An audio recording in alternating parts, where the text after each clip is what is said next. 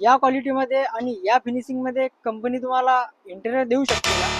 चला बघूया या गाडीमध्ये आपण काय काय इंटेरियर बनवलेलं आहे। नवीनवाली टाटा पंच आहे, तर याच्यामध्ये आपण काय काय अपडेट केलेलं आहे चला बघूया।